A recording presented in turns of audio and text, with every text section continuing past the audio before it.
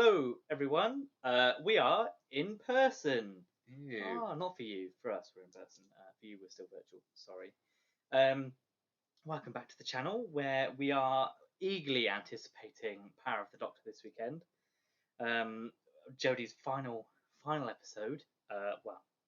Final episode with her in the lead role at least. Who knows if she'll come back? I know she's said fairly recently that she'd always be up for coming back. Yeah. So who knows? But as of time of recording, this is her final episode. So because of that, we figured we'll have a quick look back at her past, 3 series, but really 2.5, because Flux was Flux. It was COVID issues, cut it in half. COVID issues involved, and half the length of what it normally is. All that jazz. Even though the episodes were longer, either way, so evens out a little bit. 3 series and 4 specials. That's correct, isn't it? Sea Devils makes it 4 because there's 3 New Year ones and Sea Devils. And Yeah, I think so. Yeah. Oh, nice. So we're going to talk about our episodes that we like.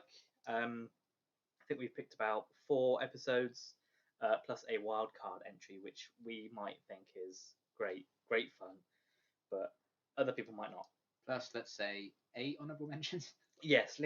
Obviously, one of them being an entire series. Obviously, most of all of this is subjective. Both found it. Well, Liam especially found it quite hard to pick.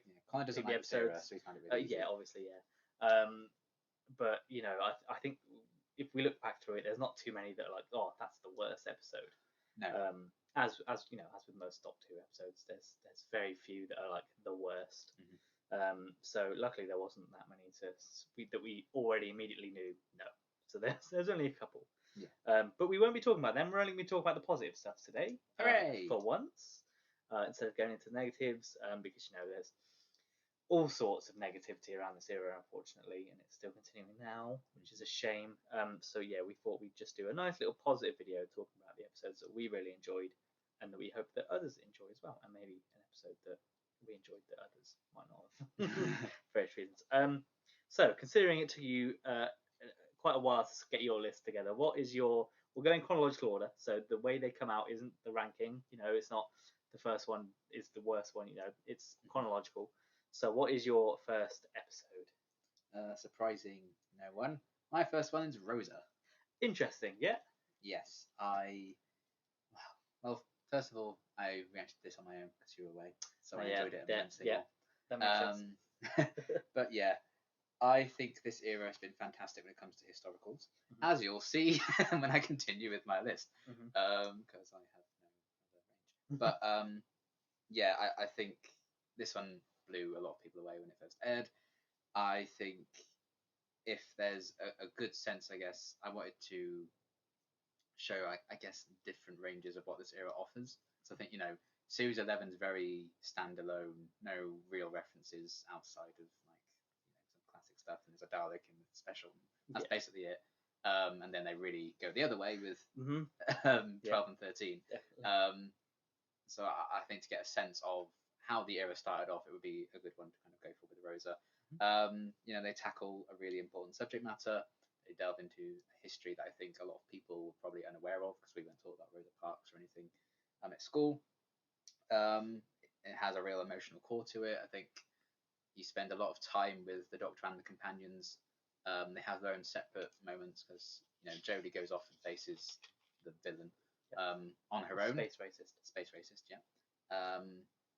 And I think Jodie's Doctor is very good at one-on-one confrontations with villains, so you get that in Rosa.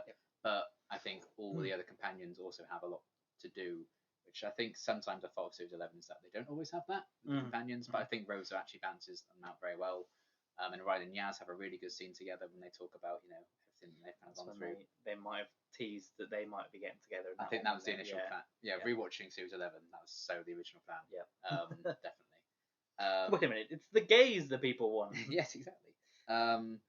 So yeah, I think they had a great moment, and everyone talks about the moment with Graham on the bus at the end as well, which is like a huge moment for him. That's really powerful and impactful. I like that it wasn't like the Doctor inspired Rosa to do what she did, because that would have been completely the wrong way to go about it. Yep. Of course, they brought Malorie Blackman in, the author of the Noughts and Crosses series, to write that episode. So of course it was done brilliantly. acted brilliantly, really emotional, and I think Doctor Who is very good at getting to the heart of stories like that a lot of the time. And I think Rose is an excellent example of that. Still stands the test of time whenever I rewatch it. I think it's great. I watched it on Christmas Day a couple of years ago because my sister hadn't seen it, and she was down. So we watched Rose on Christmas Day, a nice uplifting Christmas watch. But she really enjoyed it as well, and she hadn't seen anything of Jodie at that point. So yeah, I think all the cast are great in it. It's a really good story, a very important story, a really great kind of focus on a historical figure that you may not otherwise have seen, which Series 11 did do a few times, like Demons of the Punjab and stuff, and have gone on to do. We saw Mary Seacole in Flux and stuff like that. So I like that they're highlighting figures like that in this era. And because they're so good at that, I think Rose is a very good first pick for me. Fair enough. Rose is not in my list. Again, not because it's terrible, because it wasn't the one. But my list is all more sort of what I would enjoy rewatching. I think Roses can be quite heavy, especially towards the end, obviously.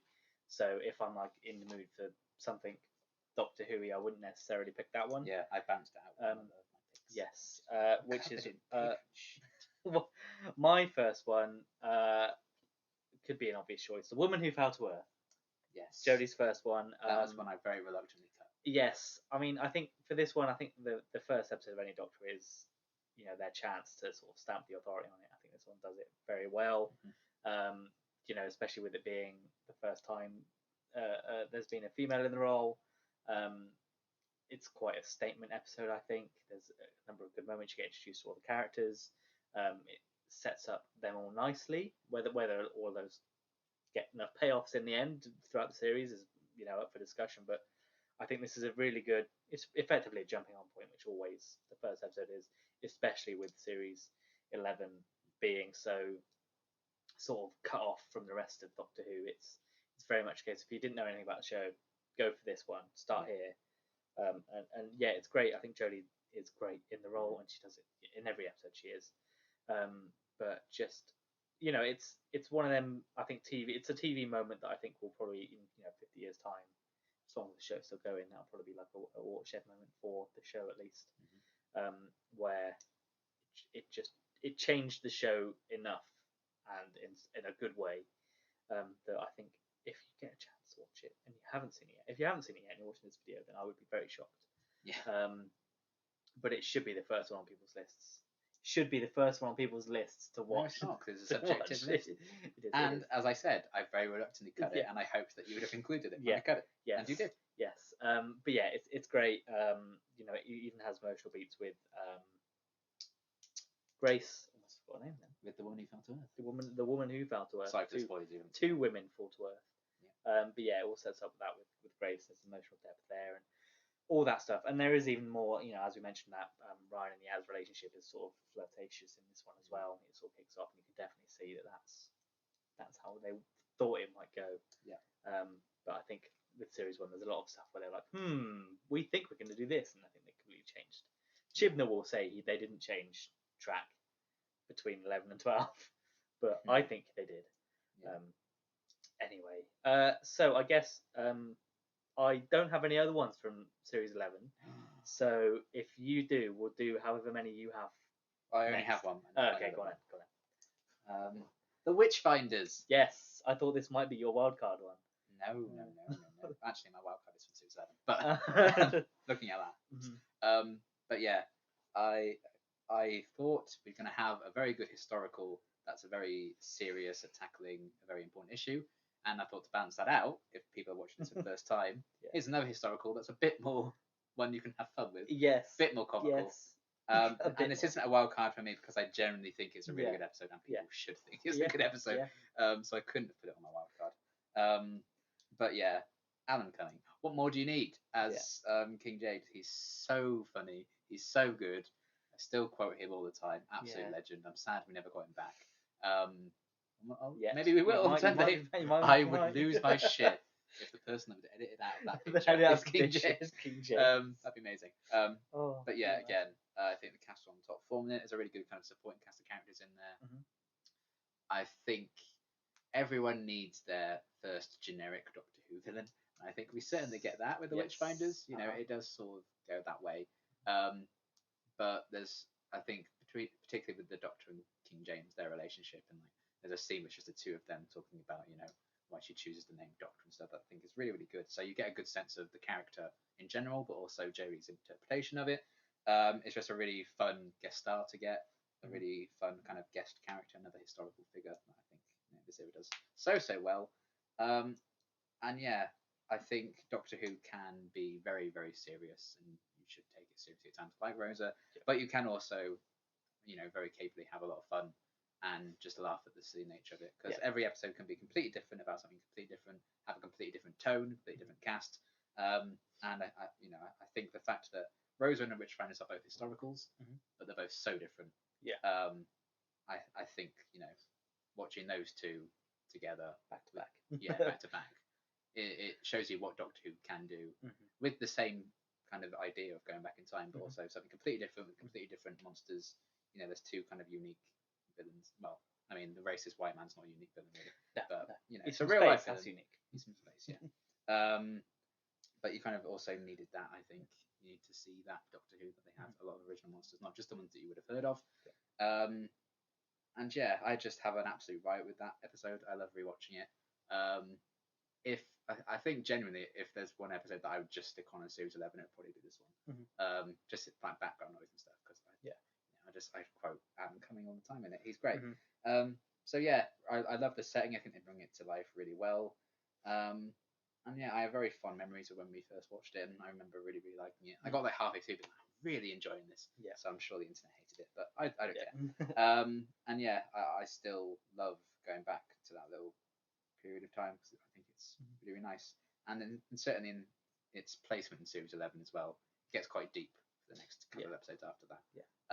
So it was nice of them to kind of put a good episode, like a funny one like that in there. So yeah, it's a light-hearted kind of romp of a historical, but I think it's a very, very good one. It must be good because they made it into a Target novel. That's true. That's the only Jodie episode to be a Target novel at the minute. So there must be a reason for it. Exactly. So other than your wild card, which we'll come on to like at the end, have you got any others from series 11? Because I don't. That is it. Series 11. Series 12. Yes. My one for series 12. I've got a few for series 12. Okay. Fugitive of the Judoon. Right. I liked it at the time. I still like it. I know a lot of people don't like it. I think you warmed to it since it first came out. Seeing all of series 12 play out and rewatching it again recently, definitely, yeah. But I really enjoyed it to start with. Obviously, the main takeaway for me was Jack's return. I think that was, that's one that definitely gives it a leg up for me because I'm a big fan of the character. And I also, as I've mentioned previously on the channel, I just love when they deep dive into Time Lord lore and when they change stuff with the Doctor and when there's multi-Doctors involved. I just love that sort of universe building. And I think this one, people don't like it, but I really like the fugitive Doctor and the idea that there's these other Doctors out there that maybe have done things that this current, the real Doctor's not proud of. And I think this episode it's so off the rails and interesting. You've got the Judoon coming back, which was the main selling point for the episode. Yeah. That was the only thing we knew about this one, and then all of a sudden it completely opens up this whole other universe. But the Judoon coming back, set in Gloucester, I think it is, which is quite close to us anyway. The cafe owner that has a dossier on the fugitive Doctor's boyfriend that that only gets killed because he pushes a Judoon. Yeah. And I'm like, oh, you poor man, you just picked the wrong man. You poor stalker man. Yeah. I like it introduces the whole concept of division and what's going on and the Doctor being hunted and the whole, we've got the Doctor but technically we've got the wrong Doctor and all that kind of thing.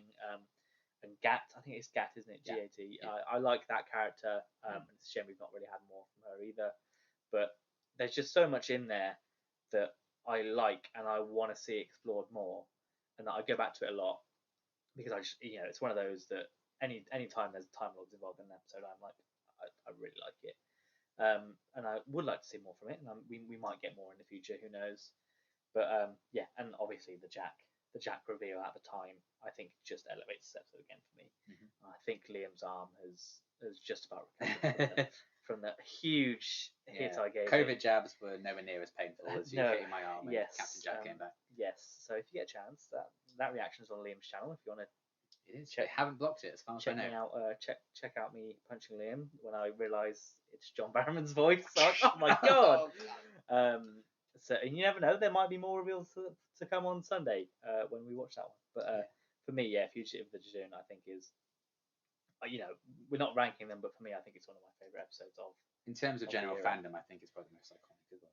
Yeah. Oh yeah. 100%. For better or worse. Sometimes. Yeah, I think this one's definitely one that people will look back on and go, I remember that episode. It's a defining episode of the era for sure. Yeah. So I can see why you. Again, people might not. Well, might not. I know people don't like it and what it did, and how it ruined the canon. But I love it. I want the canon to be ruined consistently because it's great. And this show's been going on for almost 60 years. The canon means nothing anymore. Yeah. Okay. Yes. Series 12.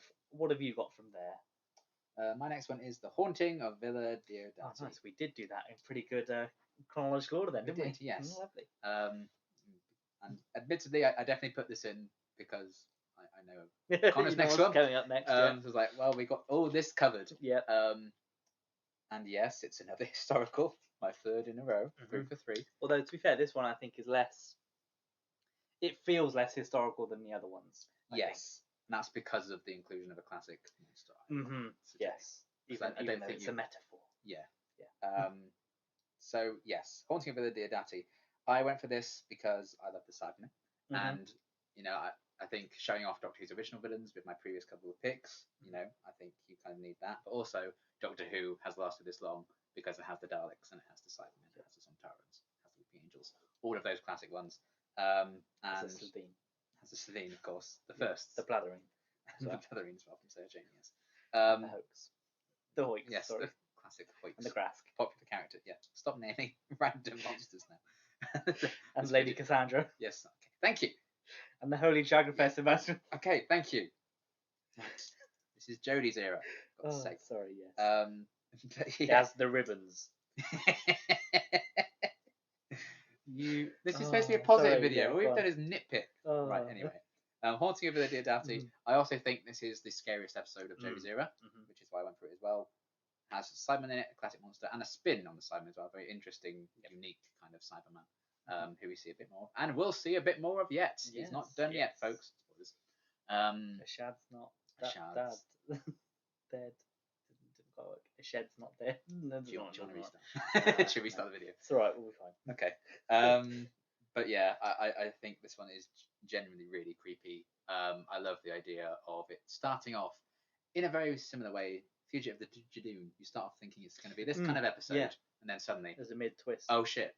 We have a brand new, previously unknown Doctor in the middle of a Jadoon episode, and then this one it seems like they're going back to see Mary Shelley, and like okay, and it's just a haunted house. Yeah, it's like a haunted house mystery. There's literally like a ghost in there and stuff, and at the end they're just like, well, it's probably actually a ghost.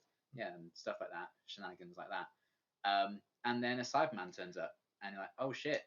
Jack mentioned this a few episodes ago, and it sets up the finale, and it's like it's very much like what Turn Left was to The Stolen Earth and Journey's End. Yes. It feels very much that Utopia to two series. Yes, separate, but also you could connect it if you wanted to. I'm sure people do. But yeah, I think it's genuinely creepy. As soon as Ashad turns up and starts stalking around that house, he just snaps like the woman's neck when she's screaming, and then he like stares at the baby. But he leaves the baby alive because he's going to die anyway. Fucking brutal. And yeah, I just love what the actor brings to the role of Ashad as well. His design and everything, it's really cool, really creepy. Love his entrance. But I liked seeing all the supporting characters even in the prior 20 minutes anyway, and like seeing Mary Shelley and Lord Byron and all of that. And the fact that we'd met Lord Byron's daughter in Spyfall Part 2, so there's still like a kind of connection there because she's interacting with the same family just a bit earlier on, and that Lord Byron's just a sleazeball basically. Is he the kid from Mr. Bean's Holiday? No. Okay, that's the other one. No. Okay. He's the one who likes it. Of course. So you kind of get a sense of that, which I really did enjoy, just spending time with those characters. And then obviously you do get that twist on top of that. And I think you get a really good moment for the TARDIS team as well, when the Doctor's like, "Listen, I am at the apex of this group. Like, I lied when I said it was flat. Yeah, because that was a big complaint, I guess, of Series 11, is that it didn't necessarily feel like the Doctor was in charge and took charge of everything. But that changed in this one, and that was a real kind of turning point there. Obviously, it does come back to something that was set up in future with the Judoon. So, in terms of like a story arc kind of thing, I think it's a good episode of showing that off, and showing what Doctor Who can do with its story arcs in that sense. You don't need all the pieces; you can understand it with this one if you just watched it on its own. And you can see that kind of continued on in the next couple of episodes if you wanted to. I'm sure we'll talk about them soon. But also, it does stand on its own as a little kind of complete story, because it has the Mary Shea stuff in there, but it all wraps up. It has like a little ghost mystery thing that it does wrap up as well. Yeah, it doesn't end on a cliffhanger, does it? It ends on an ending. It could just be that, okay, that's something that I need to deal with eventually, but we could just go on. But it just happened to be that they did carry on. Yeah, this could have come in straight after Fugitive with the Judoon, and then we have other episodes. Yeah, definitely. So yeah, I really love the setting of that as well. Again, the series is very good at historicals, as you can tell. I really like it.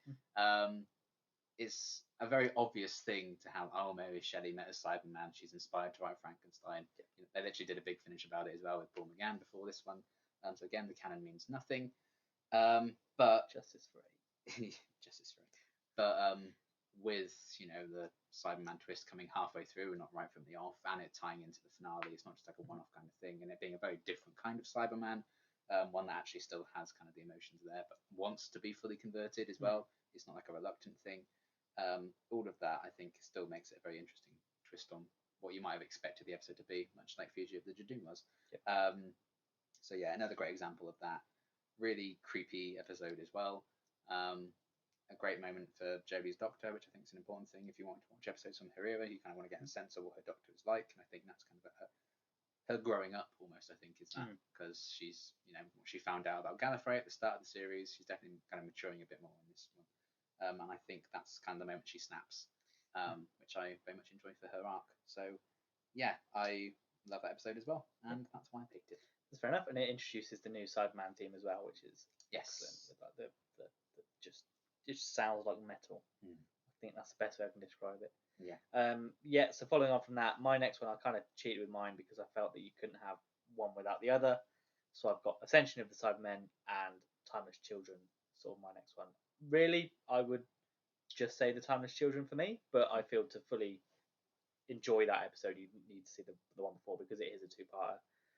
They are linked. Although there might be previously, you still need to have the context. So I would suggest watching both. But just everything from the Cybermen that are included, their new design, I think they look excellent. When they appear, Ashad looks great. Even older designs in this one, they've got the old Cybers designs on this. The drones that fly around at the start of Ascension as well. The whole dystopian feel of this cyber army completely wiped out this whole galaxy or whatever.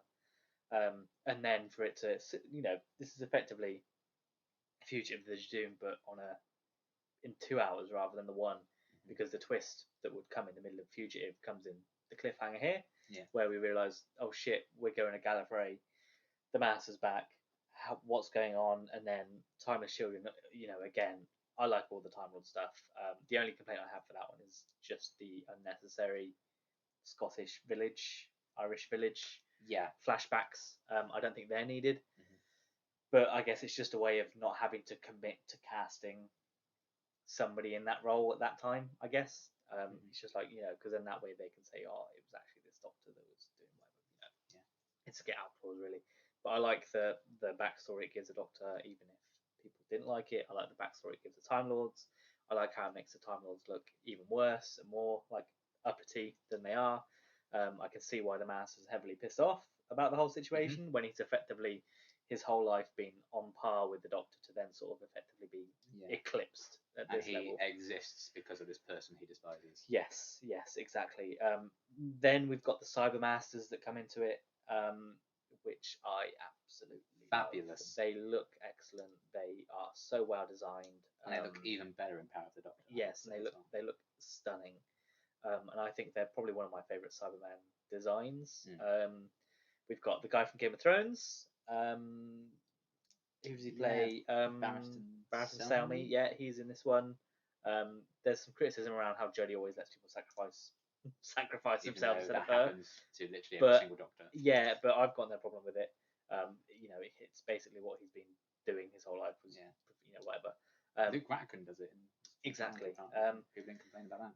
I really like Gallifrey, exploring Gallifrey, the visuals of Gallifrey, that visual of Gallifrey being built. Yes. That time lapse, like one of the best shots I think in the whole of the show. To be fair, not even Jodie's era.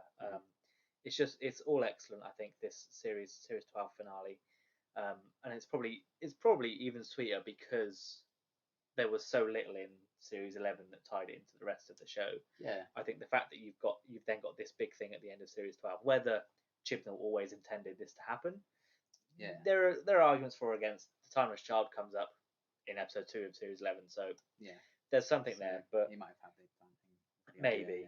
Yeah. I think it's just more of a slow burn, isn't it? Yeah, it definitely is. And then because I think it is slow burn, then it all ramps up right at the end. But yeah, I think for this one, for series 12, if you want similar to Fugitive of the Judoon, I think those 3 episodes and Haunting, I think they will be, if people want to go back and watch some of Jodie's episodes, I think those will be the 4 that people will watch the most of. Yeah. They're controversial now, but we know how media is and how people react to media in 5 years' time. Yeah, they'll probably be the best thing to ever exist. This era will definitely have a renaissance like the Capaldi era has had. 100%. Sure. Yeah, two Doctors' time ish. Yeah. Tends to be how it works. But yeah, I really liked both of these, and if I have to pick one, I'll pick Timeless. But I would recommend watching probably all 3, to be fair. Mm-hmm. But similar to Haunting is the Utopia, and then this is the 2-parter. I think you can luckily there's bits that previously and all that stuff. Yeah. So we'll move on. We don't have any Flux episodes. No, very reluctantly. Yes, mainly because it's such a tightly woven thing that you can't really pick an episode from it. So if anything, I'd say, watch the Halloween Apocalypse, but then you just have to watch the rest, really, because you don't get any conclusions to a lot of that. No, because every episode's a cliffhanger. Yeah. You could, in theory, watch the last one because there's a previously, but I wouldn't recommend it. You wouldn't know all the characters really that well, no. would you? So. But Flux, watch Flux. I'd recommend all the episodes of Flux. In terms of like individual episodes, it's hard to kind of say, oh yeah, you should watch this one of Flux. Yeah. But I think Flux is Jodie's strongest series. Yes. There are some weak points. The Grand Serpent. Positive video. Sorry. The Sontarans are pretty good today. To be positive, I have nothing to say. Oh my god! Everything else is good. Exposed. Just not the Grand Serpent. But yeah, I think there are some standout episodes. I think is War of the Sontarans. I think is probably the one that people go to, and Village of the Angels is mine, and I think Village of the Angels has. Say what you will about the resolution, I think that's one of the best Doctor Who cliffhangers ever. 100%. Yeah. If we don't want to talk about resolutions to these cliffhangers, because especially the one, it's in the finale, isn't it, when she just backs away? Yes, I'm pretty We're sure. having a positive episode. But all the cliffhangers, great. There you go. That's the positive side of things. Take what you want. But moving on from Flux, then, which again, highly recommend. Go and watch that one. Yeah. That leaves us with 2 episodes, either the Daleks or Legend of the Sea Devils. Which one have you gone for? Oh, I've gone for a different special. Oh, okay. Go on then. All right. Yeah. I've gone for Revolution of the Daleks. Nice. That's the first. No, second one. It's the one with Jack. Resolution. It's in between. Revolution. Eve. Yes. Okay. Honestly, I could have gone for any of the Dalek specials here. Mm-hmm. The only reason I didn't go for more than one is because that would be lots of Daleks, and I only have 4. I wanted a bit more range, but again, Daleks are an iconic Doctor Who kind of thing. I think every Doctor should meet the Daleks. Mm-hmm. And this is Jodie's second encounter with them, and this episode is just an absolute blast. I think it's so much fun. Having Jack back involved in things as well. We have the exits of Graham and Ryan. So I think an important rite of passage is that this show is very much about change. So just see that in full action is to see, some cast members leave, and I think they do have a really nice little exit. Nothing overly dramatic or like swelling music. Nobody dies. No one dying and getting killed off or getting trapped anywhere. I don't know. They did have to do it with Grace, where she shows in the but she's already dead. I know, but when it's when she appears, I guess is. I don't mind that though. No, I think it's sweet. But it makes sense. It makes sense. yeah. So I really enjoyed the build up to that kind of exit as well, and the fact that it's an extended episode, so they have plenty of time to kind of work up to that, so it doesn't feel like, oh wow, that's a sudden decision. And yeah, I love the idea of them redoing like a Dalek Civil War, but for New Who, and I love the design of the like newer Daleks that they kind of come up with. I think they're really cool. They're drones, drone Daleks. I can't remember the official name, but yeah, police Daleks. Yeah, I really love the design of them, and I love the kind of confrontation between them and like the older Daleks and stuff. I wish we kind of had a bigger scale, but it's one of those things. Jack Robertson is also back in this one. And I think he's fantastic in that. I generally find him hilarious. Say what you will about the actor, sadly, but I think his character was miles better in this appearance compared to his original one. Arachnids, yeah. And yeah, just the whole supporting cast, I think, had a really good showing in this one. Jack had a few good scenes with Yaz in particular. I like the pairing of those two. Well, Graham and Ryan also had their own little adventure with him on the spaceship. So they kind of balanced that out really well. Then the Jack breaking the Doctor out of the prison at the start, all of that, there's plenty of good stuff in there. And I think it deserves a place on the list alone for the shot of the Doctor opening the TARDIS doors and it's floating and all the Daleks are flying around it. Yeah. So I generally think that's the best looking shot in Doctor Who. I think it looks so good. And I know, again, people moan, oh, she killed a TARDIS to destroy others. Get over yourself. It's not her TARDIS, is it? She can get them back at any point. But I think that's a generally really clever way of getting rid of the Daleks. I thought that was really well done. So yeah, even some potential setup maybe for copying what her TARDIS looks like, the power of the Doctor, potentially. So yeah, I just have a really fun time with that episode. Again, it's another really fun one. In contrast, like Holding Up for the Dear Darty and stuff. And it's an iconic use of the Daleks. I think the Daleks have been served very, very well in this era. I've liked every single one of their appearances. Apart from their bad CGI in Flux, but apart from that, it's fine. I did rewatch that, to be fair, on iPlayer, and it wasn't as bad as I remember it being. So they do look quite shiny still, and a bit, but it wasn't as bad as I remember it being. But still. Anyway, really fun episode. It's just something to kind of sit back and relax and do. And again, I think particularly with New Who, a staple now is that they have specials every now and again, maybe every year. Or they spend a year doing specials like we've had this year. We had in 2009 and we had in 2016. And next year as well, for the 60th. So this is an example of a Doctor Who special, which I think is also a rite of passage to watch a special like that as well. And this is a very good one to check out, I think. It's a nice blend of the past with Jack and some other characters from earlier in Jodie's run. And some newer stuff as well, like with the companion departure and the gobsmacking reveal trailer that John Bishop had joined the cast. Oh yeah. I cannot get over that. I rewatch our reaction to that so much. So I'm like, oh, this is a trailer for a new, and then the Doctor Who theme plays over shots of him. I'm like, what? He's the new John Bishop? I could not believe it. And of course, as always, when they cast a companion, a comedian to play a companion in Doctor Who, they're always brilliant. And that certainly is the case with good old Dan. So yeah, that's also a big highlight for me as well, the next trailer. But that's not to take away from the fact that I think Revolution of the Daleks is a really, really fun episode in itself. And it's a really nice companion departure, great Dalek story, and yeah, really good fun and a great kind of blending point between Series 12 and Flux. Yeah, I think that's fair enough. It is definitely one of my favourite episodes. It's not on my list, but it is one of it. I do really enjoy it. Again, the Jack stuff elevates it again for me because he's one of my favourite characters. So it's going to have an impact. And it's another one that sort of ties in a lot to the history of the show. You've got some Ood, you've got some, I think, the Silencer in there, Weeping Angels and stuff. So yeah, ironically, two of those characters we see in Flux. So Weeping Angels and Ood. Yeah.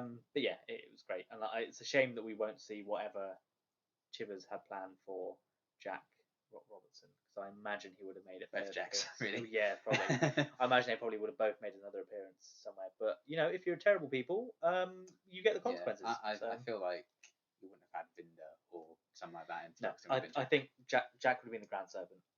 Yeah, I think Jack Robertson he would have filled a role. Yeah. Definitely.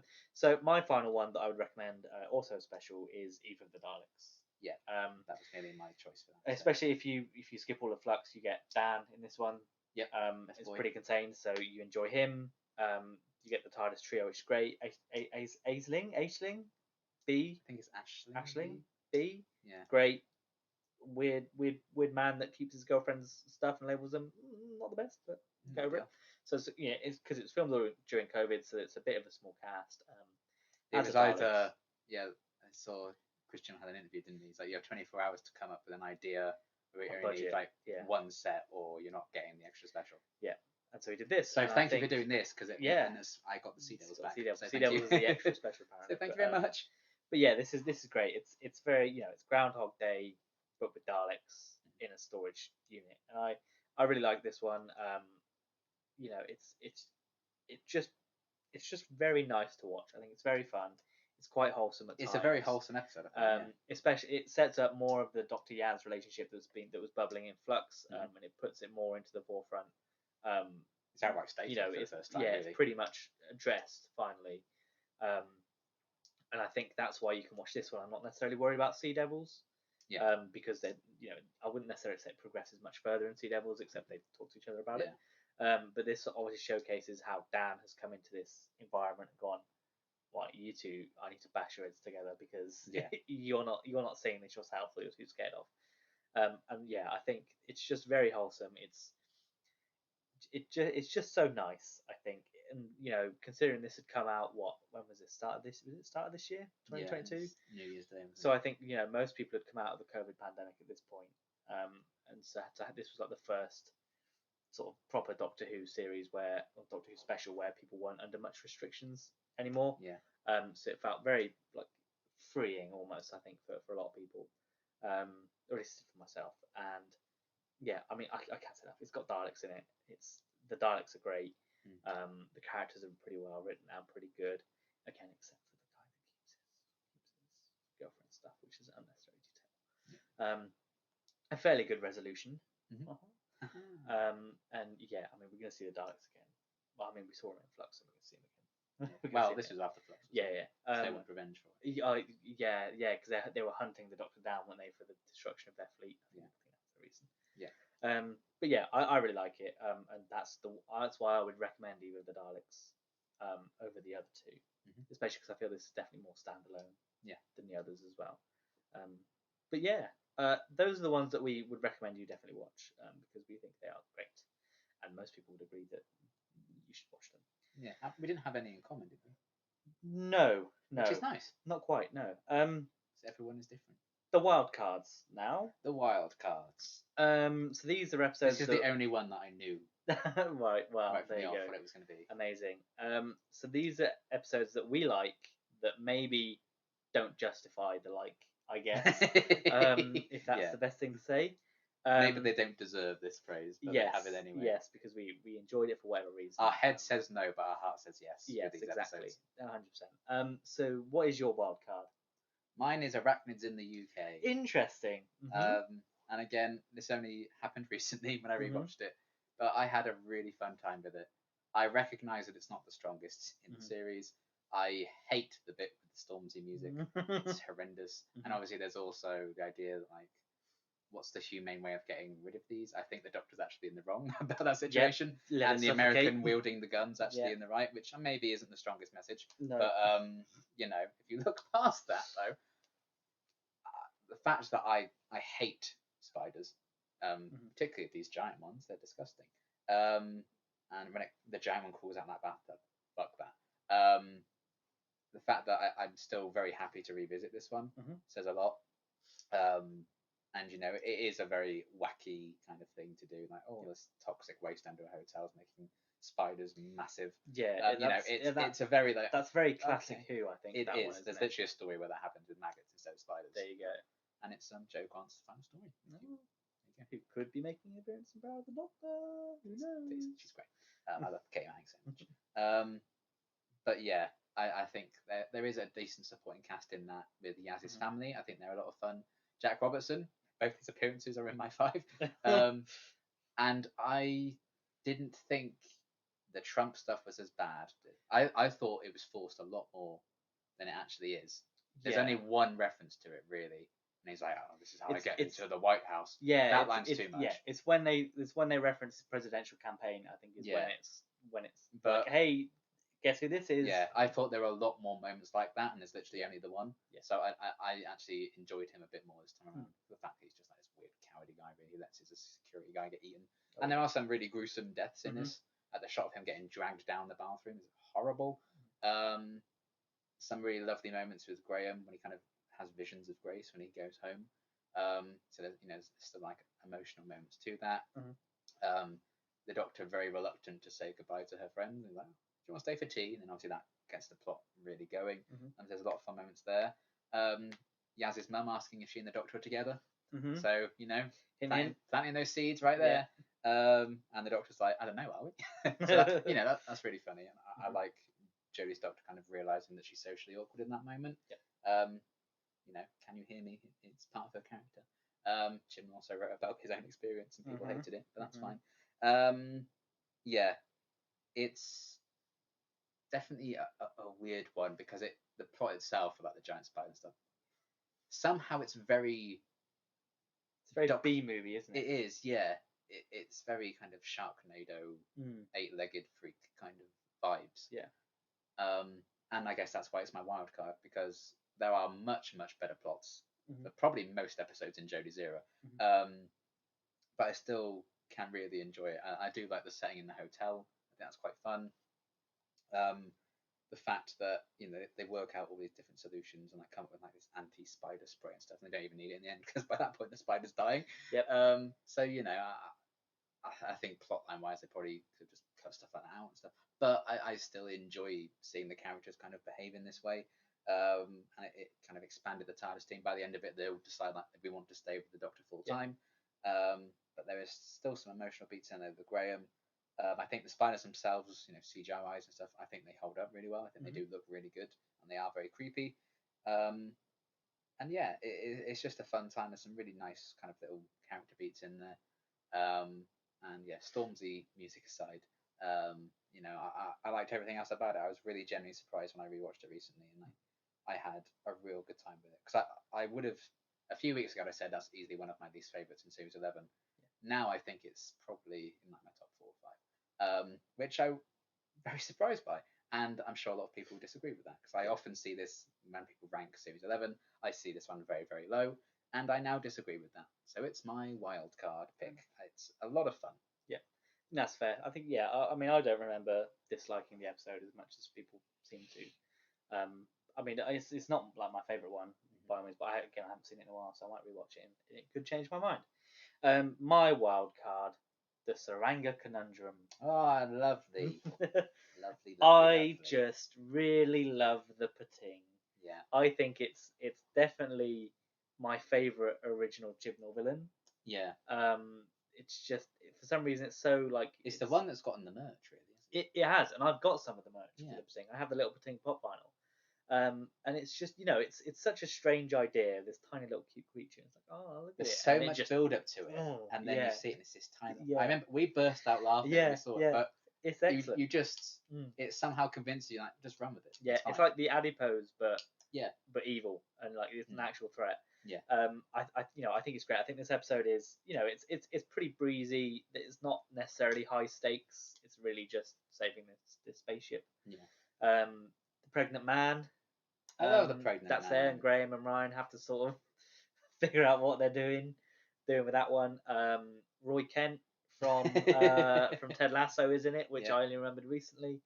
And Yaz booting the Pating in the bag. What an icon. I think this is just a really fun episode, and it's similar to the Witchfinders for me. I think I like it a lot. I think it's very breezy and light. And if you just want to have something in the background, it's very much the one that you put on.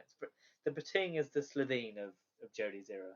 Yeah. In terms of the Slitheen are pretty silly, but they can be pretty menacing, and they're pretty breezy episodes that are a little bit whatever. And it's the same with the Pating and the Saranga Conundrum. The only thing I would change is the name, because you can't say Saranga. It's a nightmare to pronounce.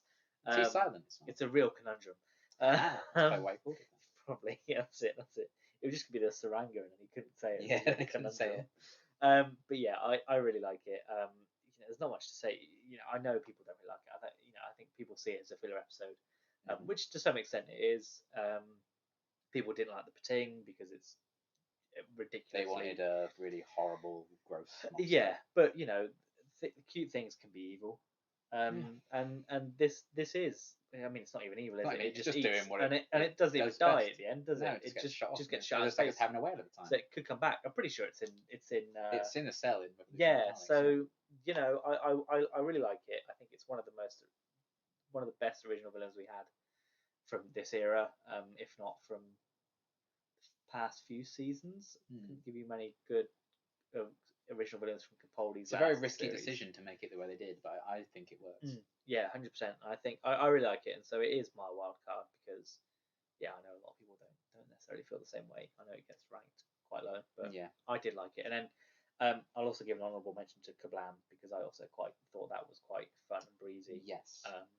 I like that all these these wild cards are from Series 11. Yeah, well, I know, and that's it. Just because I think a lot of for me, a lot of Series 11, I think is quite hit or miss. I think I like a lot of the episodes. There's a couple I don't like, but there's some that I can watch and enjoy that I know others don't like. But I don't enjoy them as much as Series 12 episodes. I think Series 12 is where it really hits its stride. Honorable mention to Spyfall Part 1 and Part 2. I think they're pretty good. Especially, I think a lot of people attribute that to the Master reveal towards the end of Part 1. So I think that's why it sort of gets thought of a lot, and that's probably why it's not as good as the other ones. But as with every single series of Doctor Who, no matter who the Doctor is, there's always dud episodes. Yes. There's always. And there will be again, folks. There will be again. When Russell comes back, it's not going to be every episode's banger. Remember Love and Monsters. Remember Long Game. Remember Fear Her. He wrote 2 out of 3 of those. Yeah, well, I mean, he was still showrunner for all of them, so he would have had to oversee them and script edit them. So just because things don't always work out. 42. Every series has a dud episode. Not every episode is an absolute banger. However, we do hope that Power of the Doctor will be an absolute banger. Certainly. It sure is shaping up to be an episode. That's the spirit. I think there's lots to come from that one. Have you got anything else to say about Series 11, 12, and I've Flux got my honourable 13? mentions. Go on. My 8 honourable mentions. The rest of the episodes. Well, when I was going through this, Connor saw this firsthand, I put some stars next to episodes that I very reluctantly had to kind of cut out. Woman Who Fell to Earth was the first one, but I feel a bit better about it because you included it, so that's fine. Because I genuinely think that episode's fantastic. Demons of the Punjab, again, I really, really love. I think that's a very emotional at the end as well. I like that they kind of switch out the theme tune for a different kind of version of it. And some nice backstory for Yaz's family, which I think is really well done. I didn't include it because I think we have like Rosa, which is quite. Again, I have a lot of historicals already, and I already had one heavy historical episode as my pick, so it is what it is. It Takes You Away was another one. I know you very much disagree with this, but I really love that exploration of grief through like the mirror dimension and stuff like that. And The Frog on the Chair is my Pating. I think it's fine. I actually really I've really won me over. And admittedly, if you watched my reaction, I didn't like it when it first. I was like, that's really weird. Fair. But I've completely changed my mind. I still don't like it. And I completely get people who don't like it. And a lot of people don't. It gets memed. It's like Benny from More Than 55. It's bad, but it gets memed for it. But I quite like it now. I think there's a charm to it. It's just kind of fun. I think I like everything. I think for me that episode it loses it for me at the Frog. It feels like a betrayal to you. Yeah, everything else I really like. Yeah. And I think it is a really good episode. And all that. But then I think it just doesn't need to turn into a frog. It just doesn't need to. But I don't know why they do. Keep it as Grace. It uses Grace's voice. It's a decision like the decision they made to make the Pating that just didn't work for you. Yeah. I mean, again, it's all subjective. It just didn't work. Yeah. But for me, I actually quite like it. I think it is saved by Jodie in that scene, who gives a really great speech. Yes. I like her, promising to be friends forever, kissing you goodbye and everything. That's really great. And then never well, why would you? Try to keep in there. True, yeah. And it also a lovely moment where Ryan finally calls Graham Grandad at the end, which is very wholesome. And I love the dimension in between, I guess, with that weird guy who gets eaten by those horrible His name is Ribbons. Yeah, eaten by those moths, which is really gruesome. So it has a bit of bite to it as well in regards to that. And in terms of like inclusivity as well, we have like our first deaf actress, no, blind actress on the show. We had that in Under the Lake Before the Flood, which is another underrated gem of an episode in terms of representation. Any chance I get. So yeah, I really like that one as well, but again, very reluctantly. I prefer other episodes more. Yep. Resolution. Yeah, I mean, I've also put Eve of the Daleks in this list. I like all three of the Dalek specials. I think they're fantastic. It's just that Revolution is my favourite of the three. But Resolution's great as well. The only thing that dragged it down for me and I didn't go for it is because Brian's dad stuff and that cafe scene's way too long. But I love that new Dalek redesign and the confrontation with that. Yep. When it like blows up an entire army. All great stuff. I like the support cast in that novel as well. Nikola Tesla's Night of Terror is the one I very, very reluctantly got rid of because I thought this was going to be one of my 4 when I first decided it. But in the end, there's just so many good historicals. Including that one. Yeah, and I do actually think I prefer Nikola Tesla's Night of Terror to all of my picks, but this was about people being introduced maybe for the first time. Which ones we recommend? So I just think I have other reasons for choosing those other ones over that. But I think that's probably I think that might still be my favourite episode of Jodie's era. I just think it's a lot of fun. And a great like an original baddie in that, and the podcast are great. And then yeah, I'm with you on the Timeless Children as well. I think that episode's fantastic. Sacha Dhawan's Master definitely carries that. Yep. He's fantastic, so I can't wait to see him again on Sunday. And yeah, I love the Timeless Child stuff now. I was very hesitant with Fugitive of the Jadoon, but they completely won me over, and it's really, really good. So that's a fantastic finale, in my opinion. And then we've already talked about we would have included all the Flux if we could. But it's kind of very much a package deal, that series. So I would definitely recommend you checking that out as well. Basically, go watch the whole of Jodie's era before Sunday. A very short video. Just watch all of it. Yeah, just watch all of it. I mean, everyone should watch all of Doctor Who. Don't skip any Doctors, except I understand Classic Who is very hard for people to get access to. Except Patrick Troughton, because he only has like 3 stories that exist anyway. That's true. Yeah. Don't worry about the black and white stuff. As soon as it hits colour, go for it. Wow. I mean, that is John Kirby. Exactly. Yeah. But yeah, that's it. Now I think we might talk about Jodie at some point in the future. But Power of the Doctor is out this weekend. Probably tomorrow when I put this video out. So if this comes out Sunday, in theory it should be tomorrow. Hopefully I'll get it out tomorrow now. It'll be out this weekend. The episode should be out before the episode airs. So if that's the case, we'll have reactions on Liam's channel, which should be linked in the comment thing box down below. So go and check that out when that gets uploaded, as long as it doesn't get blocked and all that jazz.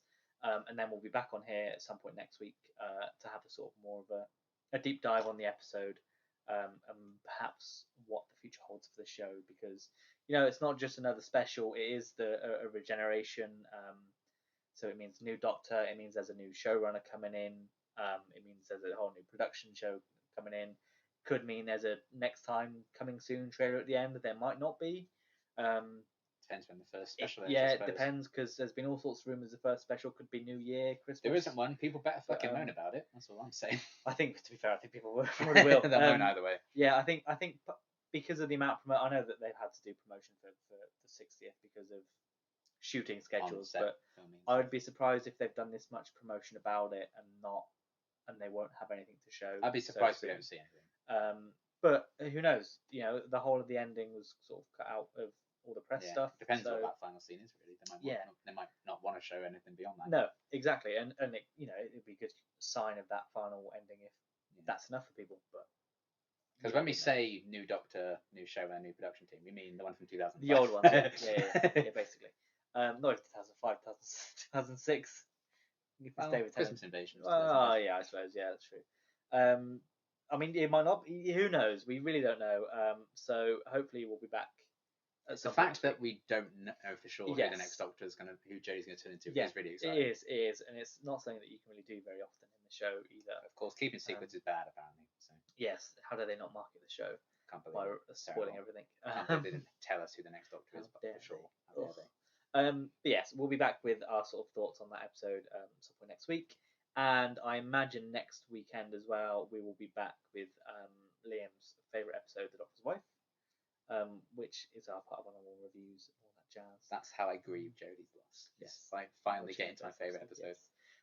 Yes, I think that's it from us. I thought this video would be shorter than it is, but Hooray! I ramble. you know, there's when 3... you have 8 honorable mentions like I did. Yes, yes, but which is a good testament to yes. this. So you know, go and watch all of Jodie's episodes. They're all great. All Doctor Who's great. Just go and watch it. Just go and watch it. And we will be back after watching some more later. Yeah. Bye. Bye.